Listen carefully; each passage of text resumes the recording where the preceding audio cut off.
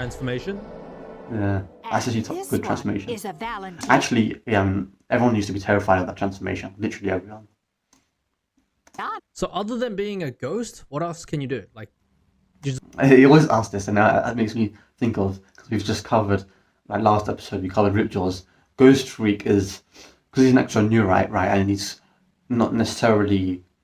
I mean, there's so many. Ghost Freak has like the most complex layer, I would say, and it's probably one of the most developed stories and reoccurring talked about in the fandom. Like, it's really actually interesting conceptually. Ghost Freak as an alien, and 5YL, that concept's even brought up even to a much higher stake, to the point where they've power scaled Ghost Freak so much so that because we're using Danny Phantom as an example, like because he's a ghost in this sort of ghost realm which relates to Ectonurites as Ghost Freak.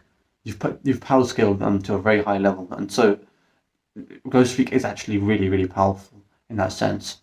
But Ghost Freak obviously has the intangibility, being invisible, going through walls and different points in time, taking over bodies with like body manipulation.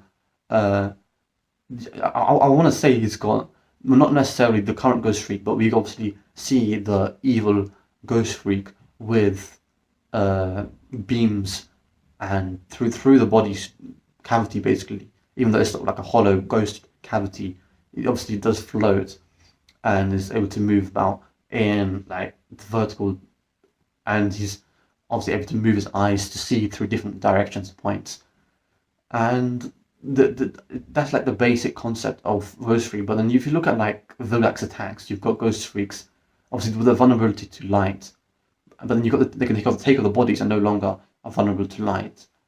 They're able to take over, like if Ben been taken over by Ghost Freak and then Ghost Freak takes over Ben, now you've got the ability to be two people in one body and then take over another body, since you're already controlled as Ghost Freak. So now you've got three bodies, and so how far can you go into becoming